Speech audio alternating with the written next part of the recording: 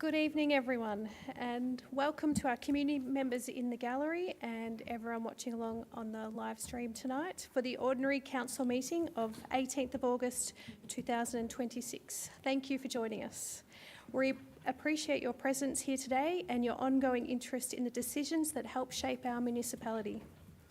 We want to ensure our meetings remain safe, respectful and effective spaces for decision making in line with our governance rules. So thank you for your cooperation and for helping us to maintain a respectful and orderly environment. We have a full agenda this evening with some very important pieces of work to consider, and on behalf of my fellow councillors, we're looking forward to an open discussion and debate this evening. All public questions received that were deemed valid under the governance rules will be answered towards the end of the meeting. I'd also like to acknowledge my fellow councillors here tonight and members of the executive team, including on my right, Mr. Glenn Patterson, the Chief Executive Officer of Casey. On my left, Ms. Jen Bednar, Director of Customer and Corporate Services. To my right is Ms. Catherine Surlis, Director of City Planning and Infrastructure, and also Mr. Callum Paddy, Director of Community Life. We're supported this evening by governance officers and our audiovisual team, and we have a number of senior staff from council. Welcome everyone. The City of Casey proudly acknowledges the traditional owners, Casey's Aboriginal communities and their rich culture, and pays respect to their elders past, present and emerging. We acknowledge Aboriginal people as Australia's first peoples and as the traditional owners and custodians of the land on which we work and live. The City of Casey is a welcoming and inclusive community. We celebrate all people with their many different stories and experiences. We believe a strong community is built on respect, belonging, and shared responsibility for each other. We are committed to ensuring everyone in Casey feels valued, supported, and able to fully participate in community life.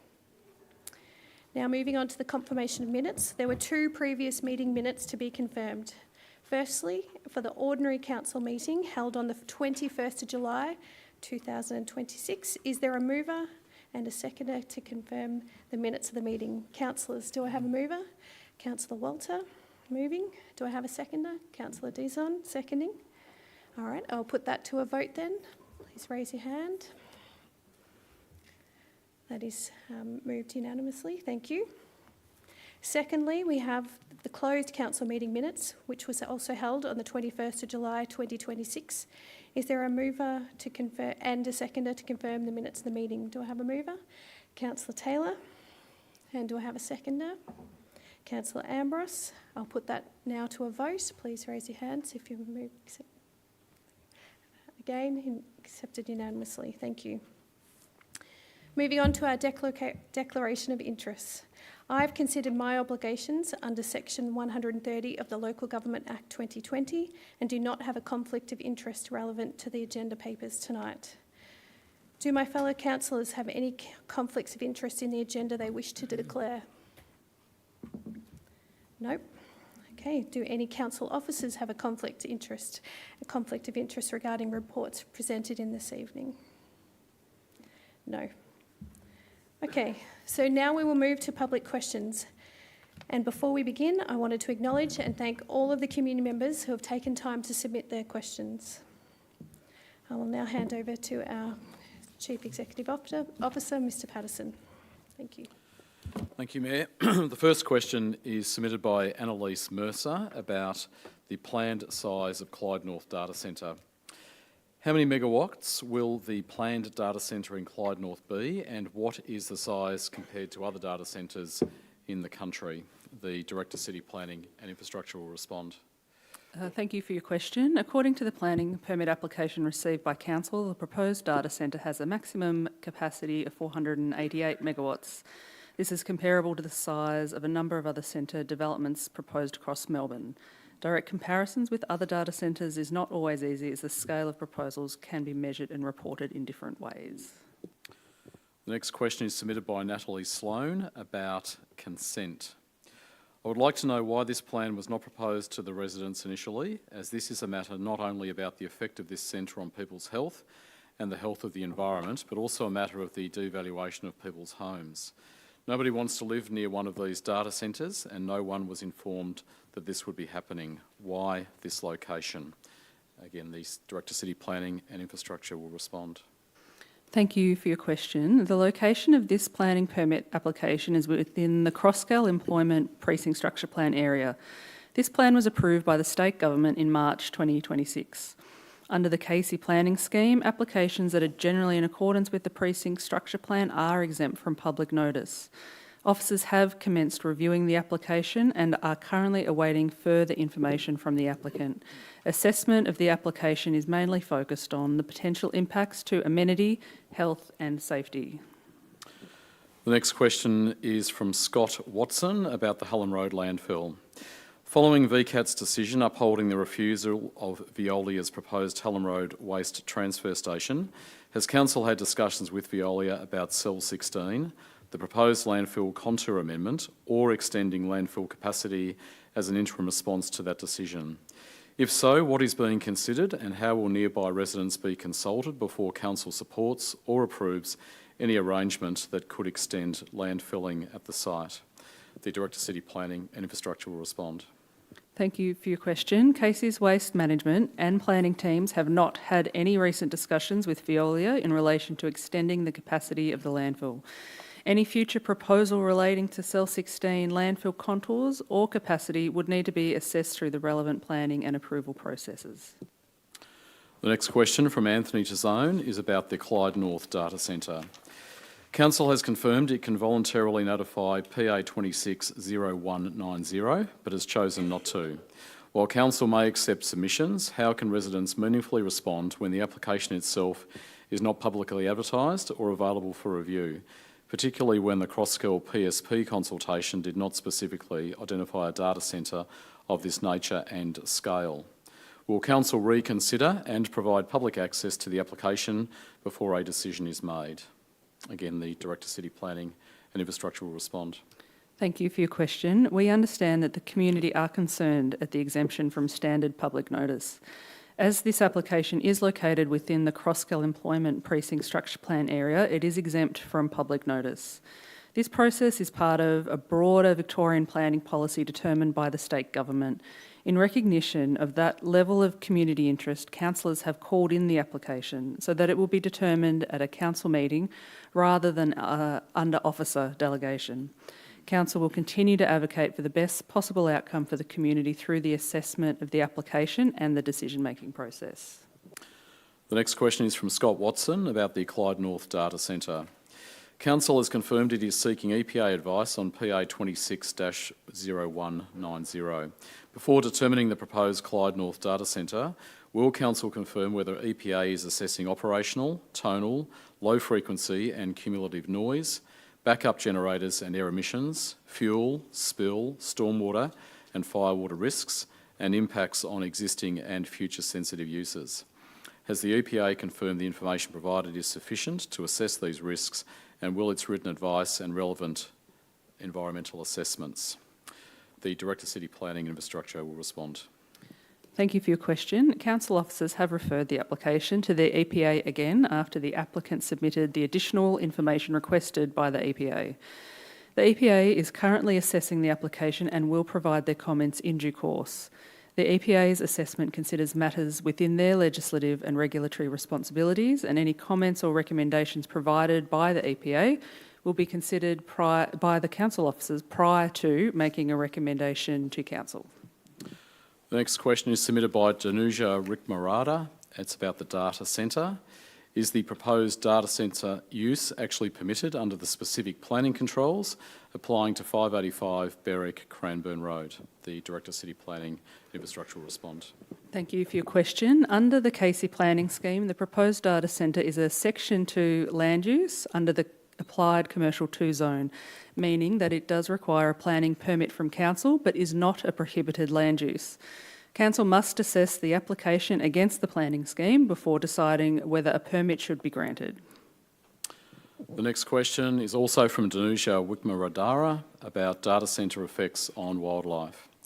There is significant native wildlife around this paddock, including glossy black cockatoos I have seen visiting. What assessment has Council undertaken on the impact of a 24/7 data centre and future cross-kill development on wildlife and habitat? If threatened species are identified, what measures will protect their habitat and minimise impacts? Will the ecological assessments and proposed mitigation measures be publicly available before Council makes its decision? The Director City Planning Infrastructure will respond. Thank you for your question. Biodiversity was assessed as part of the planning work undertaken for the Crosskel Employment Precinct Structure Plan. No significant biodiversity values were identified on this site, so a separate biodiversity assessment was not required as part of this application. The land is covered by a broader environmental approval process managed by the Commonwealth Government that does consider impacts on nationally significant environmental values, including threatened species. The next question is from Anthony Tassone about maintenance of unsealed roads. Council states that all unsealed roads are inspected every 4 weeks. Tooradin residents, particularly along Tooradin Station Road, continue to report deterioration between maintenance works. Following Council's July response, can Council advise what thresholds trigger grading or maintenance, how many times Tooradin Station Road has been graded in the past 12 months, and whether Council considers this frequency adequate? The Director City Planning and Infrastructure will respond. Thank you for your question. Casey's Road Management Plan sets out how often Council inspects roads and when maintenance is required. While Tooradin Station Road was under Council's responsibility during the 2025-26 financial year, it was inspected every 4 weeks. Maintenance grading is carried out when inspections show it is needed. Since January 2026, the road has been graded 5 times. The next question is submitted by Raymond Lay about the Clyde North Data Centre. There has been increase of plans to construct AI data centres around the Australia and the state without seeking consent or consultation from residents. Residents in Hume City are already experiencing numerous blackouts and other negative health impacts due to the next DC data centre, with their council calling for a moratorium. Will the City of Casey call for a moratorium on these data centres? The Director City Planning and Infrastructure will respond. Thank you for your question. We recognise that data centres are a growing planning consideration across Victoria. Councillors were recently briefed on data centres, the planning application and the state and federal government role in the matter. These discussions are ongoing and we will consider opportunities for further conversations in due course. The next question is submitted by Raymond Lay about the Mayor's resignation. On the 7th of August, Councillor Stephen Koeman unsurprisingly announced his intention to run for Victorian Parliament this state election. Given my previous question on this matter, why was Koeman allowed to use the position of Mayor to promote himself for the state election even after the 7th of August? The Director Customer and Corporate Services will respond. Thank you for your question. Under the Local Government Act 2020, announcing an intention to stand as a candidate does not require a councillor to step down from council or the mayor to step down from their role. Standing as a candidate for state election is a personal decision, and the decision to stand down is for Councillor Koeman to determine, which he has done from 4 p.m. today. Council officers have provided all councillors with clear governance advice and recommendations relating to running as an election candidate and maintaining a clear separation between their role as councillor and a candidate. Officers continue to provide advice to individual councillors to ensure that there is a clear and appropriate separation of responsibilities. The next question is from Anne Stanton about the Clyde North Data Centre. What proven evidence has been given to show there will be no impact on locals' health? The Director City Planning and Infrastructure will respond. Thank you for the question. The applicant has submitted technical reports with the application that addresses the potential impacts of the proposal on amenity, human health and safety. These technical reports include air quality and noise assessments prepared by suitably qualified professionals. Council and the EPA are currently assessing these reports. The next question is from Anne Stanton about the Clyde North Data Centre. How will our rates, electricity, gas and water bills be impacted? The Director City Planning and Infrastructure will respond. Thank you for the question. As the responsible authority, Council's assessment of the application must be limited to relevant policy in the Casey planning scheme. Question on utility bills are not a matter for Council and must be directed to the relevant electricity, gas and water service authorities. The next question is from Gillian Nambu about the AI data centre moratorium. Will the councillors pass a motion to put a moratorium, pause, on AI data centres in the City of Casey until strong protective regulations can be put in place, or pass a motion similar to something to Hume City Council's motion passed on the 11th of August 2026? The Director, City and Planning and Infrastructure will respond. Thank you for the question. Data centres are an emerging planning issue across Victoria, and we recognise the growing community interest in these developments. Councillors were recently briefed on the proposal, including the planning application and the role of the state and federal governments. These conversations are ongoing, and we will continue to explore opportunities for further discussion in due course. The next question is submitted by Gillian Nambu about in-person spoken public council questions, little trust in council. Casey rated low in making council decisions based on the interest of the community. To bring human life instead of words on a screen, when will council allow residents to speak their public questions in person at council meetings? We've been waiting a long time, and we're supposed to be living in a democracy. The Director, Customer and Corporate Services will respond. Thank you for your question. Public questions are managed in accordance with Council's governance rules, which provide a formal process for residents to submit questions that are responded to during council meetings as well as in writing. There are several avenues available for residents to engage with council and help shape decisions, including through our Casey Conversations site, making submissions on policies and strategies, participating in surveys and consultation programs, attending community forums and information sessions, and contacting councillors directly. The next question is from Stania Billington about proposed data centre. What is Casey City Council's position on the proposed data centre, and before allowing it to proceed, how will council assess and protect the surrounding community from potential impacts including high electricity and water demand, ongoing noise, health and wellbeing concerns, increased traffic in an already congested area, and possible impacts on local amenity and property values? The Director, City Planning and Infrastructure will respond.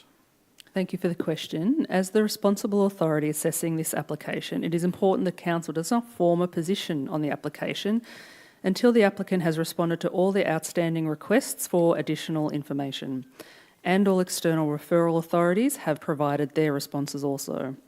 The recommendation put forward to councillors will be informed by expert advice, in particular AusNet Electricity Services on electricity demand, South East Water on water demand, the EPA on amenity and human health and safety, and the Department of Transport and Planning on the transport network. The assessment of the application must be related to planning policy in the Casey planning scheme, and property values are not a relevant planning consideration in the assessment of the application. The next question is from Jasmine Sloan about environmental impact of a data centre. What steps will the council take to minimise the impact of noise and artificial lighting from the data centre on both nearby homes and local wildlife habitats? The Director, City Planning and Infrastructure will respond. Thank you for the question. Council has referred the application to the EPA for assessment of potential impacts on amenity, human health and safety, including noise impacts. Should Council decide to issue a permit with the consent of the EPA, the permit will include conditions requiring compliance with relevant EPA noise criteria and lighting standards. The PSP does not identify significant biodiversity values on the site. The next question is from Josie Thompson about data centre. How will Council prevent the electricity, water and noise impact on the local community? The Director, City Planning and Infrastructure will respond. Thank you for the question. Council has referred the application to AusNet Electricity Services for assessment of electricity demand, South East Water for water demand, and the EPA for potential impacts on amenity, human health and safety, including noise impacts. The next question is from Josie Thompson about data centre. When will the decision of the data centre be made, before or after the upcoming state election?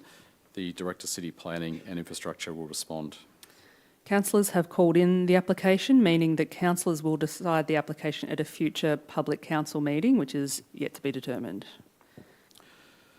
Thank you, Mayor. That concludes public question time. We received 22 questions. One of those public questions that was received was ruled invalid, and the following submitter was notified. In fact, there was a few of them. There was 4. Matthew McDonald, David Parr, Viv Payne and Nev Walker. Thank you. Thank you, Mr Patterson. We now move on to item 5, officers' reports, and there are 5 officers' reports to consider this evening. Our first report today is the Planning Scheme Amendment C310, Removal of Development Plan Overlays, and we have Tanya Asper, Manager of Planning and Building here tonight. Thank you, Mayor, and good evening, councillors. This report is about Amendment C310 to the KC Planning Scheme. In simple terms, this is a planning scheme tidy-up. It proposes to remove development plan overlays from areas where they are no longer needed because the development work has already happened or other planning controls now apply. These overlays were originally used to guide how areas would be developed, including things like subdivisions, roads and services. In the areas covered by this amendment, those controls have now largely done their job. So this amendment does not remove the need for planning checks. Any future development will still need to go through the normal planning process under the KC Planning Scheme. It also means that the usual public notice and review rights will apply again for any future applications in these areas. For these reasons, officers are seeking council support to request authorisation from the Minister for Planning to prepare and exhibit Amendment C310. Thank you. Thank you, Ms Asper. Councillors, is there any questions for the officer tonight? No questions? Okay. Councillors, do I have a mover for this motion? Councillor Pereira moving. Councillor Ross seconding. Do I have any opposition to this motion? Nope. Okay. Councillor Pereira, would you like to talk to the motion? Thank you, Madam Mayor. Thank you, Ms Asper, for that nice explanation. She's repeated what I was about to say, some of it. So just to clarify, for example, in Rivergum Ward, there is a part of Hampton Park between Central Road and Olive Road where the development plan for this residential area has already been revoked, but the overlay is still sitting in the planning scheme. So this amendment will fix that inconsistency. So it's a good thing. This is a good thing. By removing that development plan overlay, it actually returns back notice rights and the review rights. So it's a good thing that it opens up that transparency again. Thank you, Councillor Pereira. Councillor Ross, would you like to talk to the motion? Thank you, Mayor. So this amendment is about keeping Casey's planning rules clear and up to date.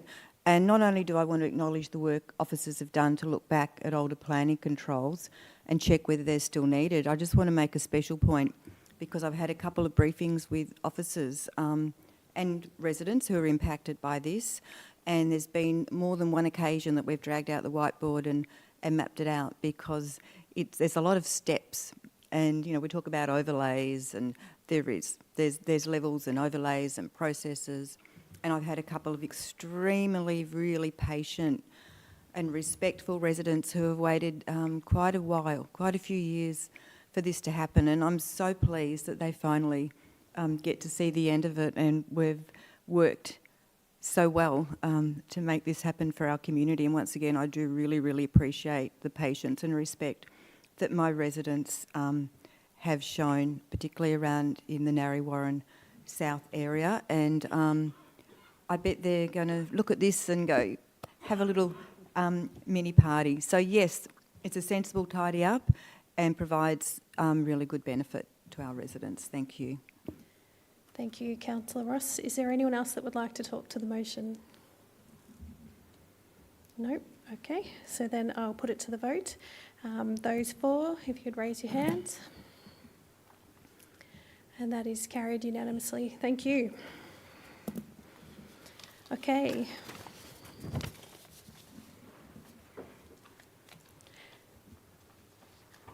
Moving on to item 5.2, the recommendation to acquire part of 191 to 195 Belgrave Hallam Road in Narre Warren North. And we have Michael Ford, the Manager of Growth and Investment, here to speak to this item. Thank you, Mayor, and good evening, councillors. This report seeks council approval to acquire part of the land addressed 191 to 195 Belgrave Hallam Road, Narre Warren North. The Victorian Government and Council have long planned for a shared use trail along Umemmering Creek between Frog Hollow Reserve and Listerfield Park. Since 2005, Council has progressively acquired land along the Creek Corridor to support this outcome. This acquisition is the final piece in the puzzle for a vision more than 20 years in the making, helping to turn a long-planned trail into a lasting community asset that connects people, places and nature for generations to come. At the June 2026 Council meeting, Council resolved to commence community engagement on the proposal. Community engagement demonstrated strong community support for the proposal, with 24 submissions in support and 1 objection received.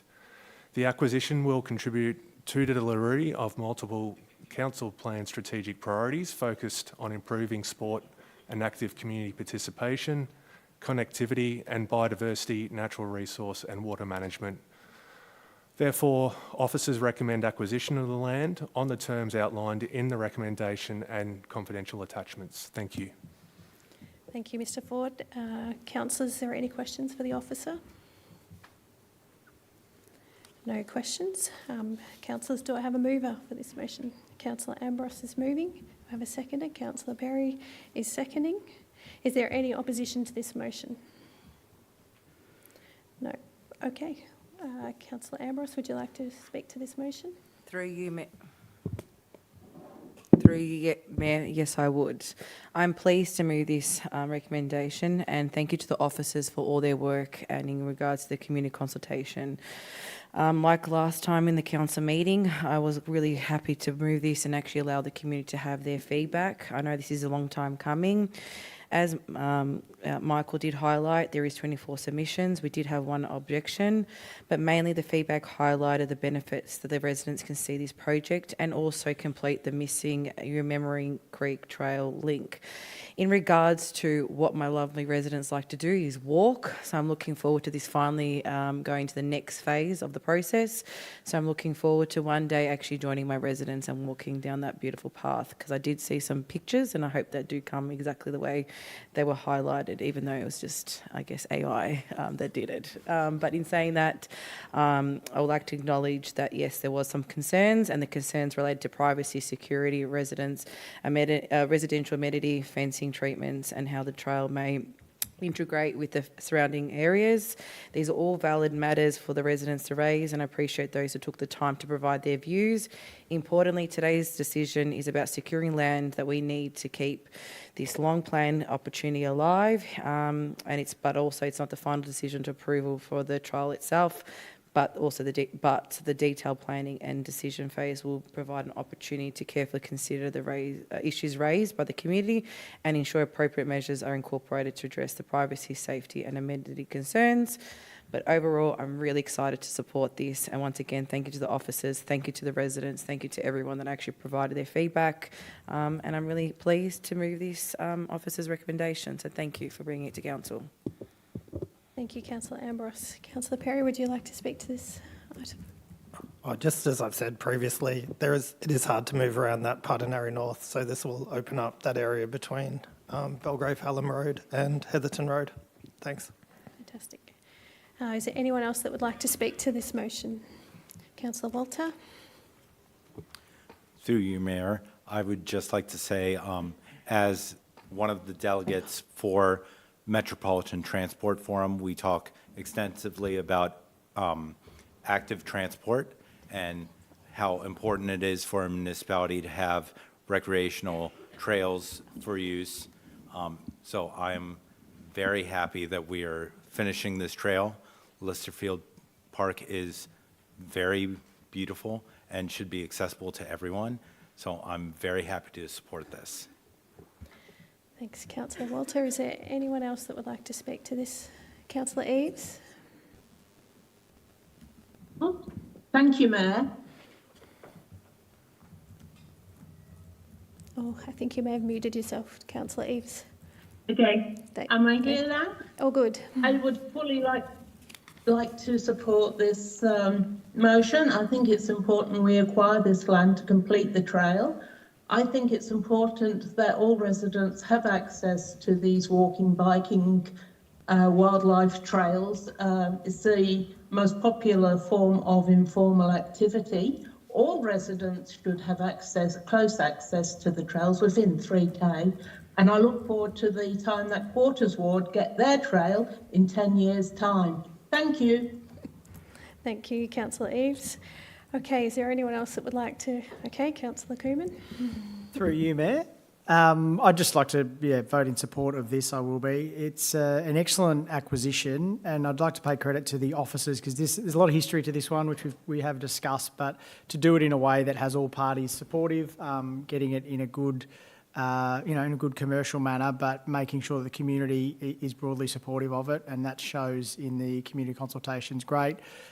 The actual project's fantastic. Residents from Doveton, Hallam, Memmering, Endeavour Hills, Narre North, all the way through to we'll be able to travel all the way through to Listerfield Lake as a result of this acquisition. So very important and an excellent piece of the puzzle for this project. Fantastic, that was a good summary. Thank you. Is there anyone else that would like to speak? Oh, yep, Councillor Pereira. Just very briefly, thank you, Madam Mayor. I just wanted to also highlight the environmental protection side of things and the biodiversity and the habitat conservation benefits that this will also achieve. That, as I said before, Conservation Advisory Committee, we had this coming up to us many times. We were trying to acquire this land, for biolinks and things like that. So hopefully it won't just be humans that will be benefiting from this. Thank you. Thank you. No, anybody else to speak to this motion? Nope. Okay, well, I'll put it to a vote. Are those for? Please raise your hands. Fantastic, and that is passed unanimously. Thank you. Thank you, Mr. Ford. Okay, we are moving on to item 5.3, the Community Gardens Policy. And tonight we are joined by Miss Ali Neal, the Manager of Active Communities. Thank you, Mayor, and good evening, councillors. Tonight I'm pleased to present the Draft Community Gardens Policy 2026 to 2030 for endorsement. Community gardens provide valuable opportunities for residents to grow fresh food, improve wellbeing, connect with others and strengthen local communities. Casey currently has 37 community gardens across 15 suburbs. This updated policy responds to feedback from community groups, developers and council officers by making it easier to establish new community gardens, providing greater flexibility and clearly defining the roles of council and community groups. Key changes to the policy include removing unnecessary barriers for new groups, clarifying the application and approval process, and using more accessible community-focused language. The policy also recognises that community gardens may evolve over time as community needs change. The policy aligns with Council's goals and building stronger communities, supporting health and wellbeing and promoting environmental sustainability. Future community garden projects will continue to be considered through Council's normal budget and capital works process. Accordingly, officers recommend that Council endorse the Community Gardens Policy 2026 to 2030. Thank you. Thank you, Ms Neal. Councillors, does anyone have any questions for the officer?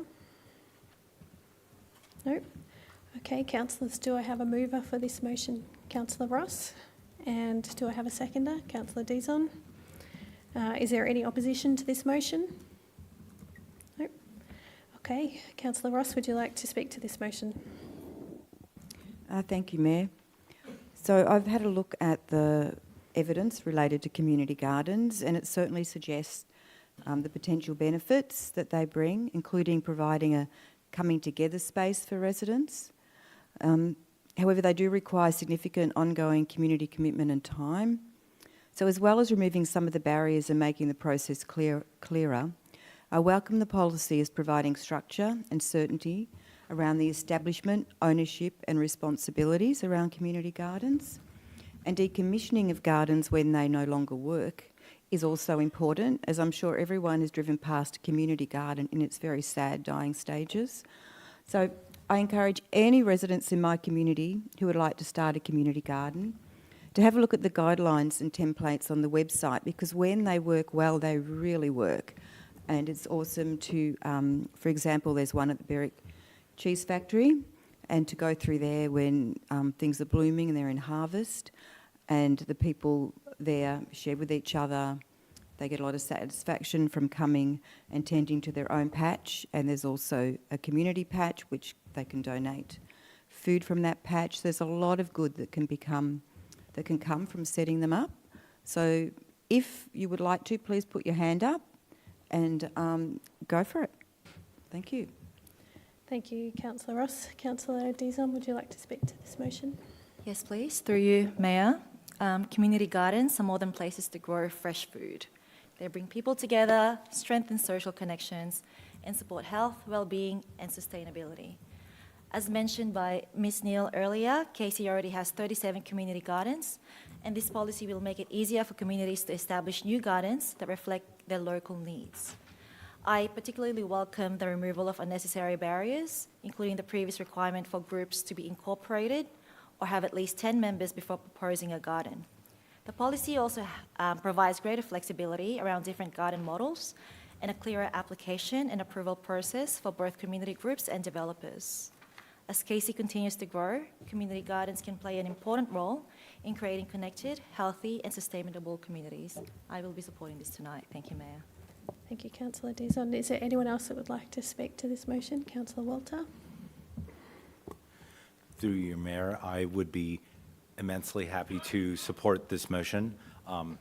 In the past, I have been on leadership committee of a local community garden in Clyde North, and I understand all the red tape that they go through and reporting and everything with council, so I am very happy to see this eased, because I know in this current climate of affordability struggles that everyone is facing, this can help.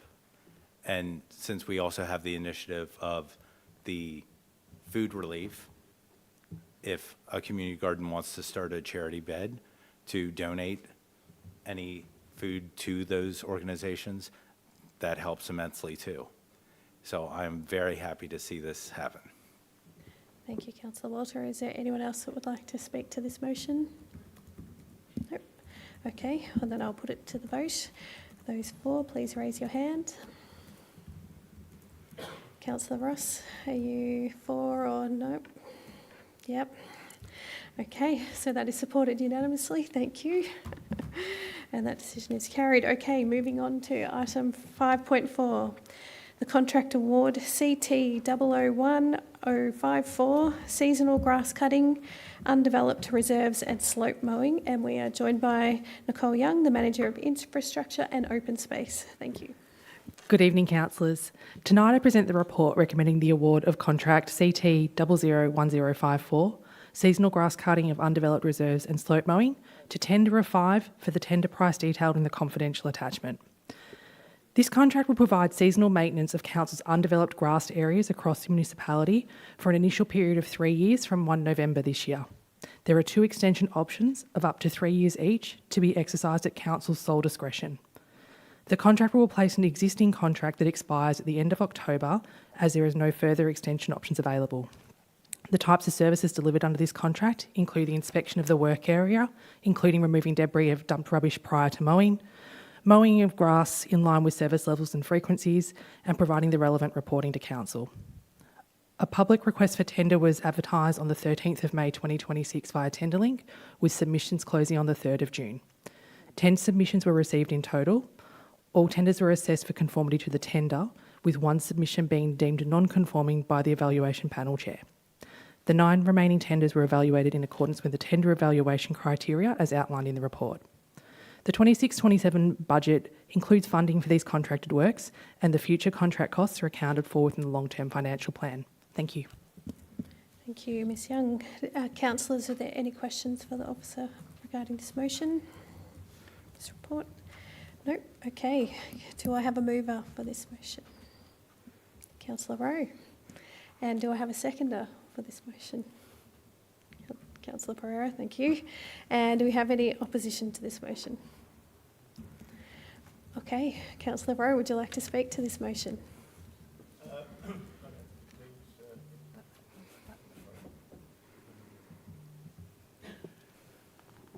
Button. You've lost your assistant. This has been the cutting of the grass is very important, and it allows the ongoing growth of our green gardens, and so I support it. Thank you, Councillor Rowe. Councillor Pereira, will you be speaking to this motion? I don't think there's really need to. It's gone through the correct process, and I'm happy with the tender allocation. Thank you. Is there anyone else that would like to speak to this motion? Okay, I will then move it to the vote. Those for, please raise your hands. And it's carried unanimously. Thank you. Okay. Moving on to our last item for tonight, item 5.5, the Regional Landfill Contract Extension. We have Thomas Johansson, Acting Manager of Sustainability and Waste, here to speak to this item. Good evening, Mayor and Councillors. This report seeks Council's endorsement to extend the current Regional Landfill Services contract managed by DECA. The contract was an initial 4 years starting 1st of April 2021 with 2 options of 2 years each, with this being the second and final option, allowing access for landfill disposal until 31st of March 2029. Participating council have a common gate fee arrangement, and the contract provides access to landfill disposal through either Veolia's Hallam Road landfill or Cleanaway's transfer station network with final disposal at Melbourne Regional Landfill. Importantly, the extension will provide continuity of service while Casey, neighbouring councils and DECA continue to work to finalise a solution once Veolia's Hallam Road landfill is not available under this contract, and includes increased transfer capacity at South East Melbourne Transfer Station in Dandenong and Listerfield Transfer Station and Melbourne Regional Landfill. Officers recommend extending the landfill services contract. Thank you, Mr. Johansson. Is there any questions from councillors about this item tonight? No? Okay, so councillors, do I have a mover for this? Councillor Cooman, moving this motion. Do I have a seconder? Councillor Pereira. Is there any opposition to this motion? Nope. Okay, Councillor Cooman, would you like to speak to this motion? Yes, please. Thank you, Mayor, through you. Very supportive of this recommendation and the work that's been done here. It's been a long time coming.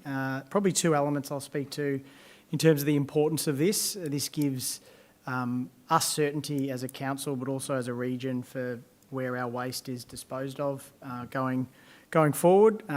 This extension essentially allows us as a region to put our waste in the appropriate places, but gives us options and alternatives.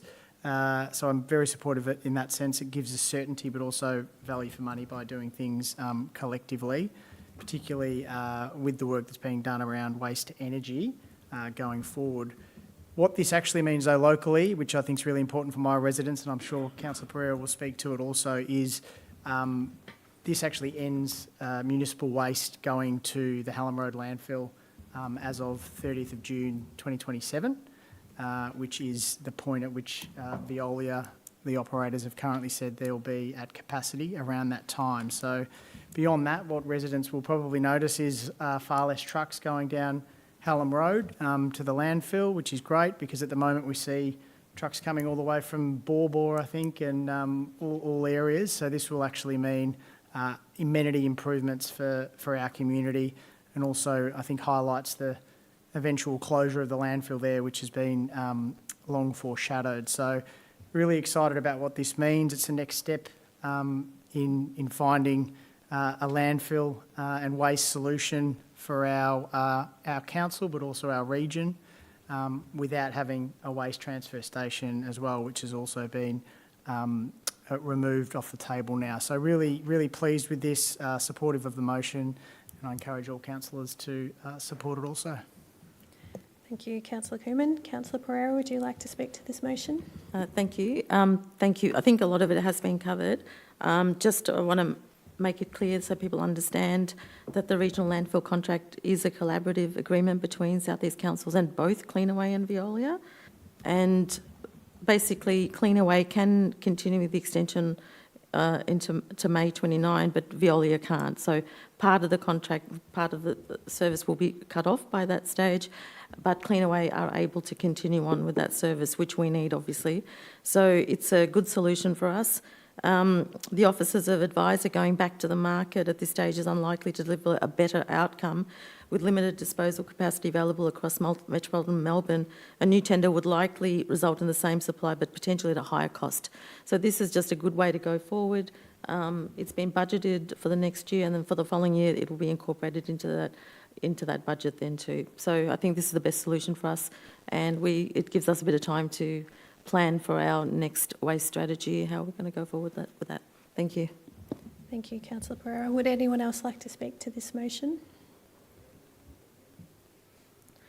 Okay. No, I will then put it to a vote. Those for, please raise your hands. And that is carried unanimously. Thank you. And that is our final report for tonight. So now we are moving on to item 6, consideration of reports of committees and also ward reports. Are there any councillors who wish to provide a report on a committee or their ward report at this time? Councillor Ross? Oh, Councillor Perry, sorry, you were first, were you? Would you like to provide a committee report? Yep, just the Back Your Neighbour. I attended the last meeting in July, start of July. I think probably people might not know what Back Your Neighbour is, but it's a mayoral and councillor task force that supports people seeking asylum in Australia. There's nearly 50 local governments, and community partners. And it's just really to advocate for the fair treatment and basic rights for people seeking asylum and refugees living in the community. There's a lot more I could go into, but yeah. No, I think that's a good summary for everyone to understand what it's about, and thank you for your work on that committee. Councillor Ross, would you like to do a report about the NGAA that we attended? Yes, after I just cleaned up the water, I just spilled almost all over Scott Dowling's laptop. So, yes, sorry guys, I was going to start with my ward report, but that's okay, I can start with the NGAA report. So on the 6th and 7th of August, Deputy Mayor Michelle Crowther and I I've got to update my notes, and I attended the National Growth Areas Alliance 26th National Congress. One day was in Broadmeadows and one day was here at our amazing Bunjil Place. So the NGAA is the peak body representing local governments in Australia's fast-growing outer metropolitan cities and suburbs. It has 21 member councils, 5.8 million people, and faces chronic underinvestment in essential infrastructure. I'll give a brief report, but I'm happy to have conversations from the community on topics that they might be interested in. So the presentations we attended included data centres, practical ways to support strong and connected community, the role of arts and culture infrastructure in shaping community. Senator James McGrath, Shadow Minister for Urban Infrastructure, spoke about the problems residents face in growth areas due to growth numbers being put ahead of people's quality of life. He commented that growth areas are seen by many politicians as problems to be managed, an experience that was shared by many around the room. Because people living in growth areas are not a problem to be managed, the 1 in 4 Australian children living in growth areas are not problems to be managed. Data centres.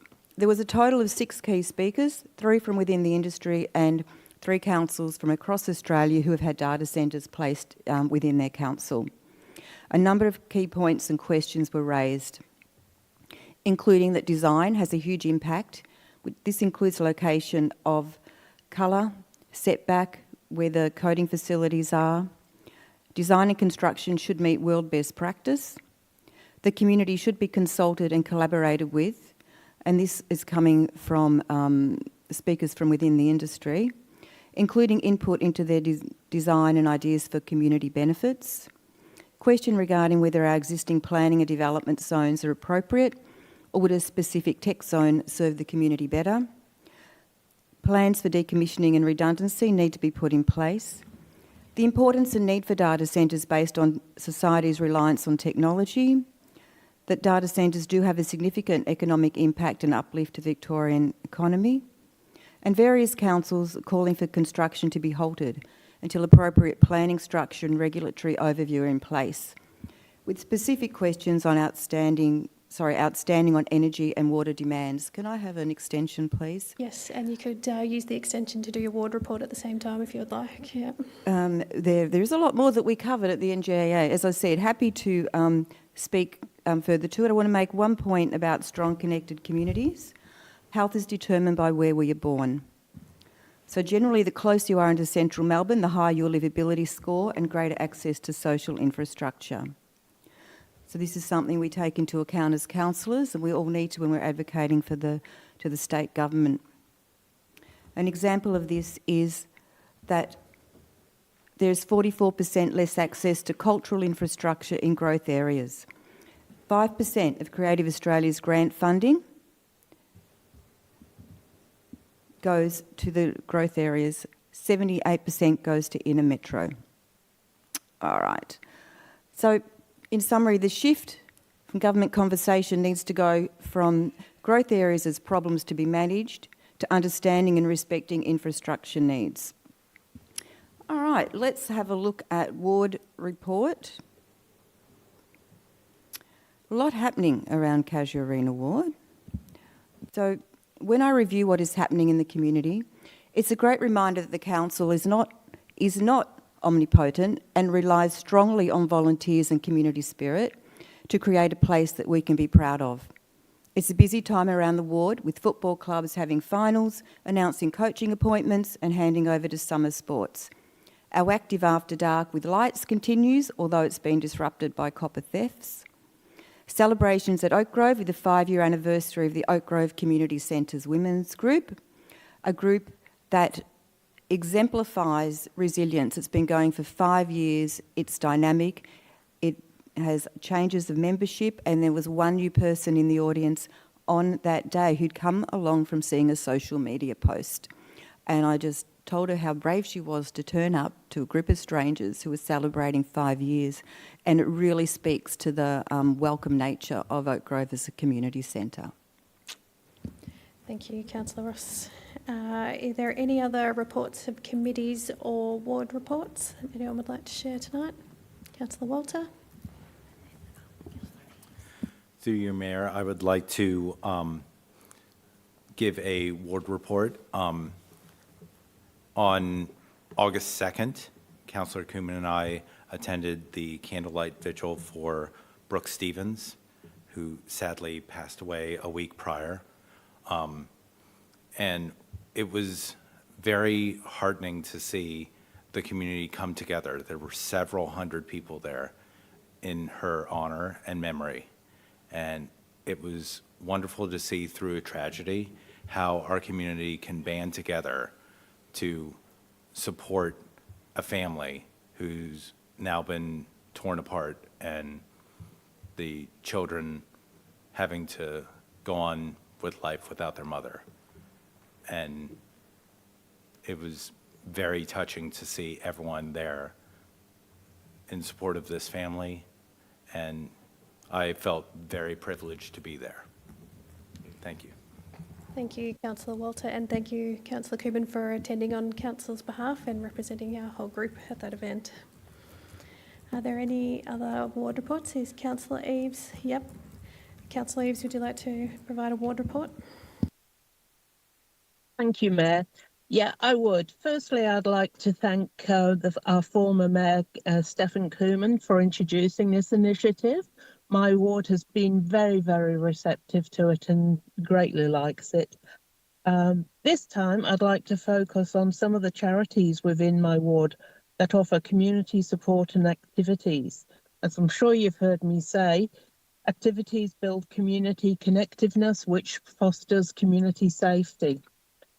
We have in the ward Hannah and Friends Food Recovery. What this charity does is goes around collecting food that would otherwise be binned. It can be like bread that's baked that day and franchises just have to bin it or get rid of it as part of their franchise agreement. So there's nothing wrong with the food at all. What this organisation needs is far more volunteers to help go and collect the bread, bag the bread and distribute the bread. My eldest, Madeline, and I actually volunteer with this charity, and we find it's a very rewarding.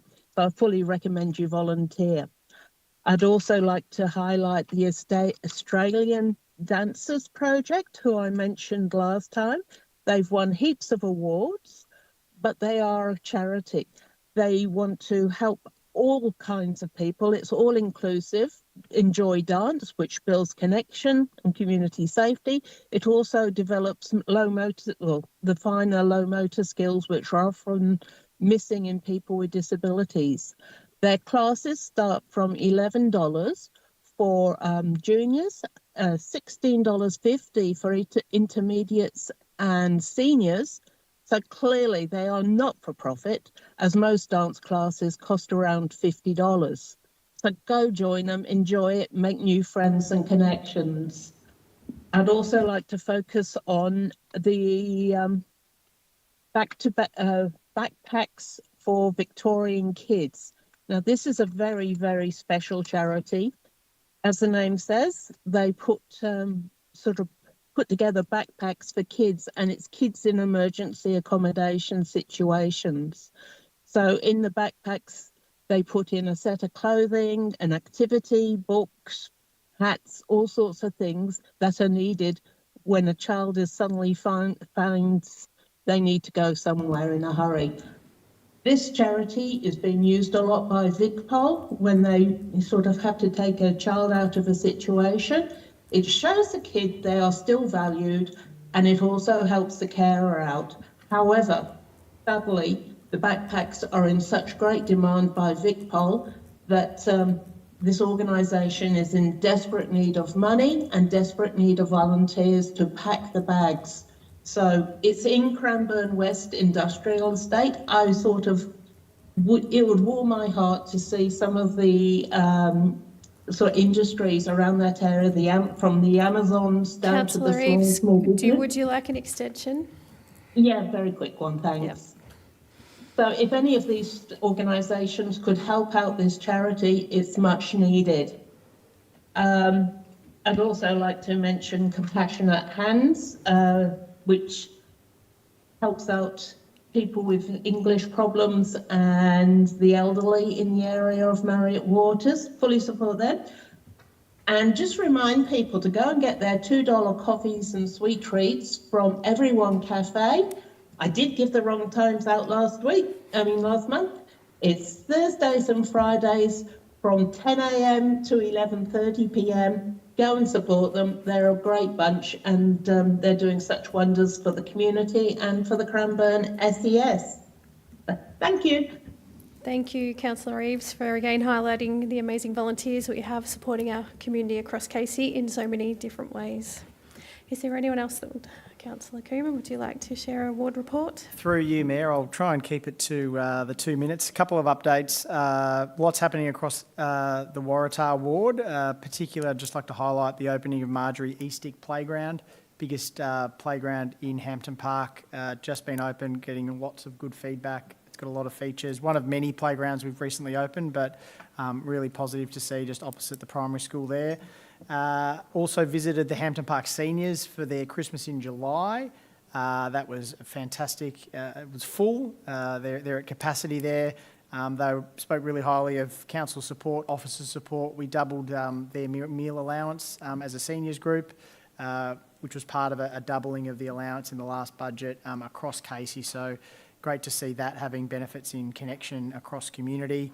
I joined the Deputy Mayor at the time, now Mayor, for one of probably the most special moments I've had across my time as Mayor, and I think Councillor Crowther, or the Mayor, will echo this. It was such an uplifting opening for a new community centre that is 100% grassroots, built by young people, led by young people from all parts of our community.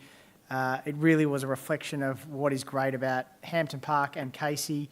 I think the moment that captured it for me was about 20 young kids from all different backgrounds doing a haka together. It was quite extraordinary. So I really enjoyed it. They're doing amazing work, bringing kids in. They're doing positive activities, teaching each other, homework clubs, amazing. And it's now in Hampton Park Central, which is kind of bringing good spirit and uplift to that part of our community.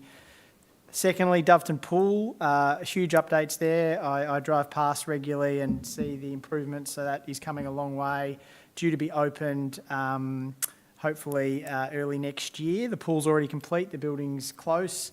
Well done to all the workers there. They're working overtime. I see them on weekends getting it done to meet deadlines. Casey Favourite Flavours, that's the food comp that we've been running as a council.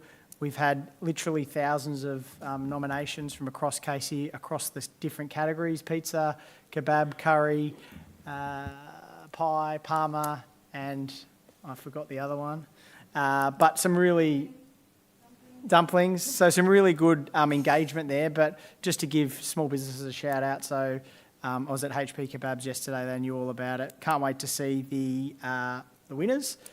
Active After Dark's the other one, had really positive feedback from other councils and they're following suit. We had a wonderful activation with community in Hampton Park at Cairns Road Reserve. Hampton Park Junior Footy Club led it, but our officers did a fantastic job. Despite the weather, we had a good 100 people there. I think that shows what's possible. Can I please request an extension? Yes, you can. Thank you. I think it shows what's possible for the Active After Dark program going forward. We've got the lights at 12 reserves, but we can get the people out there and get people active and connected in a safe space. So really good to see. Last one is the Justice of the Peace recognition event. We had 60 and the Mayor joined me for that, along with some other councillors. Amazing work by our JPs and bail justices who do literally thousands of signings every week for free. We need more Justice of the Peace in our community. We'll continue to advocate for that. Special shout out to former councillor Wayne Smith. I think he's done the most bail justice hearings in all of Victoria, 3,000. So that's 3,000 hearings late at night in the early AMs. Getting up and supporting our justice system. So massive shout out to Wayne. Thank you for your work, and that's a wrap. Thanks, Mayor. Thank you, Councillor Cooman. Is there any Councillor Ambrose for a ward report? Yes, I'll keep mine to a minimum, guys. No, just a huge shout out to Councillor Eves. Even though the Mayor did bring this, the previous Mayor or former Mayor did bring this, but it was Councillor Eves' idea to bring this community update. So I do thank her for allowing this opportunity to highlight some significant things in the community. I'd like to shout out to the members in the audience. I know that she's highlighted what you guys are doing, so it's fantastic to see your work, and thank you for continuing to support our community. In regards to my ward, Calora Ward, the Endeavour Hills Men's Shed is having an open day. So if anyone's listening online who are currently not a member of the Endeavour Hills Men's Shed, they are doing that on the 22nd of August from 10 a.m. at 289 Power Road, Endeavour Hills. More details on their website, but I do highly encourage any males that are interested in actually joining a men's shed, even surrounding suburbs, they're welcome. And there will be sausages, soft drink available, free tea and coffee, music. So yes, it's very exciting. I've attended there multiple times, but I do enjoy myself and they do some amazing work. So shout out if anyone is interested in joining, but also just any other residents that are listening online. If there's anything you would like me to highlight, please reach out. I'm more than happy to give a shout out. Thank you. Thank you, Councillor Ambrose. Is there anyone else for a ward report? Okay, moving on to item 7. There were no decisions over $1 million under the S5 instrument of delegation. Moving on to item 8. There are no petitions for this meeting. Item 9, the notice of motion. There is one notice of motion this evening. It's the feasibility report, family violence co-responder procurement pathways from Councillor Pereira. Councillor Pereira, you have a notice of motion. Would you like to introduce your motion? Yes, I would. Just very briefly, just to introduce, it's out of frustration, I thought of this notice of motion. This is something I've been very passionate about for a very long time. I wanted to do something more. I know the council officers are working on some things. I was particularly interested in intervention models that might work. So, yeah, this is, I'll talk about it more if I can get a seconder, please. Thank you. For a second, Fairman, Councillor Pereira is moving this motion. Do I have a seconder? Councillor Dowling being seconder to this motion. The motion has now been moved by Councillor Pereira and seconded by Councillor, Dowling. Councillor Pereira, would you like to now speak to the motion? Sorry. Thank you. Madam Mayor, tonight I want to move this notice of motion because, quite frankly, I am frustrated. 16 years ago in the old council chamber, I was arguing for funding for a dedicated domestic violence worker and a prevention program here in Casey. I didn't get very far. 16 years later, Casey still records the highest number of family violence incidents in Victoria. Before I continue, I want to acknowledge the tragic death of Brooke Stevens. Her death has devastated our community and reminds us that behind every statistic is a person, a family, and these lives are changed forever. I want to extend my deepest condolences to her family and friends, and especially her 2 youngest sons, who now have to grow up without their mother. I also want to acknowledge Wellsprings for Women, Respect Victoria, Victoria Police, and the many frontline organisations that work tirelessly to support victim survivors. Casey records almost 8,000 family violence incidents every year. That places an enormous burden on our local police who respond to the same families, the same homes, the same trauma day after day. We cannot expect policing alone to solve what is fundamentally a prevention and early intervention challenge. We know local initiatives can deliver results. For example, Casey previously delivered the Challenge project over 3 years. We've had other projects, 16 Days of Activism. I know there's been some other ones. And those small projects, they do show some level of success. But short-term projects alone will not match the enormous scale of the problem we face. Meanwhile, governments, continue to announce funding, yet local councils are largely bypassed in deciding how that funding is invested in their own communities. The result is that Casey continues to experience record levels of family violence. That's why this motion matters for me. I'm not asking for another report telling us that family violence is a problem. We already know that. I'm asking for a feasibility report where council officers investigate key models and targeted interventions such as the Alexis Family Violence Response Model, which has been played out in Bayside with very, very great success, the Saturation Model that they're using in Ballarat, I Respect Victoria running that in Ballarat with also a very good success. And I've just recently heard about this U-Turn program as well, I think run in the eastern suburbs for perpetrators with dependence, drug dependence, alcohol dependence problems. We need to evaluate these various approaches to identify the best evidence-based prevention and early intervention framework for Casey. I want to know what works, who should deliver it, what gaps exist, what it will cost, and how we can secure state and federal funding to implement it.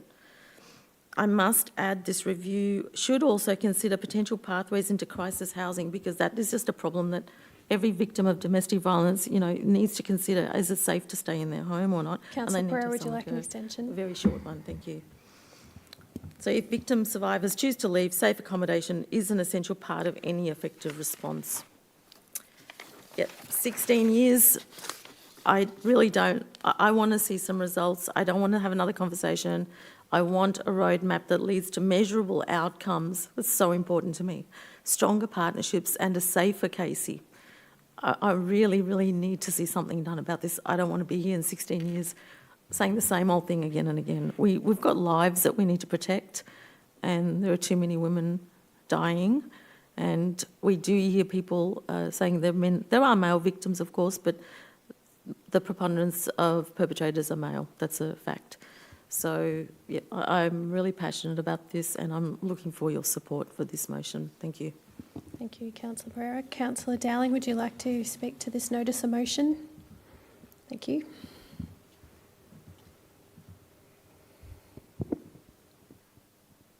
Through you, Mayor.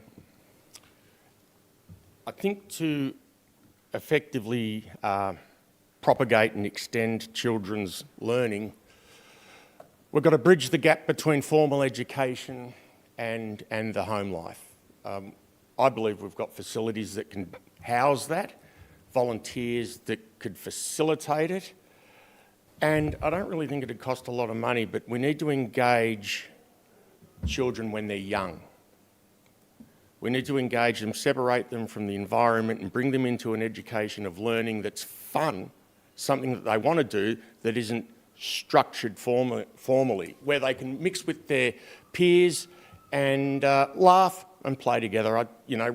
Read aloud to younger children. If kids can't read, we can get someone in to read to them, something, the Magic Faraway Tree or Enid Blyton, when I was young. We could teach basic rules and movements of chess using big chess boards and make it fun. Critical thinking skills at all levels, chess. Music, we could introduce rhythm games, simple percussion instruments, bells, clappers like we used to have. And we've got to get them to understand what they're feeling and probably guide them through some kind of creative workshops where they can write, or we could help them write. And listen, could I have an extension, please? Sorry. Yes, you can. Where we could assist them in writing so they can explain or guide them through short poems using sensory words and prompts to encourage them to safely explore how to express their feelings in everyday life. I think creative expression showcases, music, poetry. We've all got something that we can offer them. There's a lot of volunteers that could do it. We have the facilities, libraries, like I said before, community centres. I just don't think it's that hard and that expensive for a council like us and councillors to want it and introduce it. Thank you, Thank you. Councillor Dowling. Is there anyone else that would like to speak to this nom? Councillor Ambrose. Once again, thank you to Councillor Pereira for bringing this to our chamber and all the work you guys have done, and also the support of the other councillors in regard to the important issues with domestic family violence. I'm in support of this notice of motion as it seeks comprehensive briefing on a range of available family violence intervention models and services already creating across our region. As Councillor Pereira did highlight, we can see the detrimental impacts it can cause to our community members, and I guess I have to say needs to stop. We need to see a safe environment for our community. This year in May, I attended a Wellsprings for Women webinar where I was had an opportunity to speak with other families, community members, individuals from all different backgrounds, and we were creating a safe, respectful, and about healthy homes requires ongoing conversations between families, faith groups, educators, service providers and broader community. The webinar was an opportunity to learn practical strategies and share experiences and strengthen the values of dignity, trust, respect to help prevent violence and build safer communities for everyone. I guess this is an ongoing situation that we need to educate ourselves and continue to educate ourselves, and once again I really look forward to this coming to us as councillors, and also hoping that other fellow councillors do support this, because being informed, having a policy and having a discussion, I guess we can try to do something in a positive way and stop something that's so detrimental, that's so bad for our community. Thank you for bringing it to council. Thank you, Councillor Ambrose. Councillor Walter, would you like to speak to the motion? Through you, Mayor, I think it comes as no surprise I'm fiercely supportive of this, not only because of what happened with Brooke Stevens, but in general, it's just disgusting that this happens again and again. And as Councillor Pereira pointed out, there are many reported cases, but there are many more not reported out of fear of reparations. And we as a council need to step up and assist any way we can to mitigate that and give a safe outlet for people to get away from that and to move on with their lives, and also to assist police in any way we can to make sure something like this doesn't ever happen again, because we can't allow that to happen. Thank you. Thank you, Councillor Walter. Councillor Perry, would you like to speak to notice of motion? Yep, I'd like to thank Councillor Pereira for bringing this forward. It's a very brave notice of motion to bring in front of the community. I just want to say, you're right, it is men. 42 women so far this year have been killed by their intimate partner, 45 now. It's, yeah, you hear the statistics every year and you don't think you can do anything about it. I think if we can do something in Casey, I 100% support you. Thanks. Councillor Cooman, would you like to speak to the motion, the notice of motion? Thank you, through you, Mayor. Firstly, thanks to Councillor Pereira for sharing her story, but for her consistent advocacy on this very important topic, not even just with this council, but obviously she's spoken to the work she's done in advocacy prior. I think this is a good notice of motion. People have spoken about the issue, which I think we're all very passionate about, and we've talked about it a lot as a council, and I think why this notice of motion is good and bringing it to the chamber is it sets out a clear expectation and a clear path for officers to go and do the work to bring back to us some options and some understanding so that we can actually make some decisions about how we as a group want to tackle this. So I think it covers off on all the necessary parts. So I was pleased to help Councillor Pereira. It's been quite some time in the making, but to get it thoroughly to where it is now, I think this is a really good one. I'll be in support of it. Look forward to seeing it come back because this is it's a big challenge in our community, but council does have a role to play. I think as the grassroots level of government, we see and we interact with residents probably more than any other. And I think we do good work as a council. We've got dedicated officers, but in terms particularly of our advocacy and how we could get more support where it's needed, and particularly what I'd like to see is how this fits in with the work we've raised about housing and about social and crisis housing and what role council has to play with that. I think there's a really strong intersection between that and this notice of motion. So I'm very supportive and will be voting in favour. Thank you, Councillor Cooman. Councillor Dizon. Through you, Mayor, I too would like to thank Councillor Pereira for not only for putting forward this motion, but for her great advocacy on this issue. Thank you, Pereira. Family violence, as mentioned earlier, continues to be a growing issue in Casey. And I think, as mentioned earlier, the recent event for the mother who was allegedly murdered in Clyde North by her partner is a very sobering reminder of that. I used to volunteer in community legal centres to assist victims of domestic violence and have been a witness and spoken with victims personally. It is very unfortunate that this issue continues to become a growing problem in Casey. As a council, I agree with the other councillors that we must do something about this. We need to be aware about what we can do and where we can make a real difference.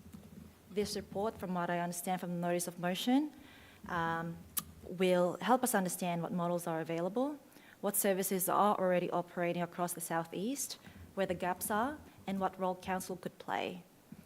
It will also help us identify where we need to advocate to state and federal governments for greater support. I think this is a very important conversation for Casey to have, and I look forward to seeing the report come back to council. I would be supporting this tonight. Thank you, Mayor. Thank you. Is there anyone else that would like to talk to this notice of motion? Oh yeah, Councillor Ross.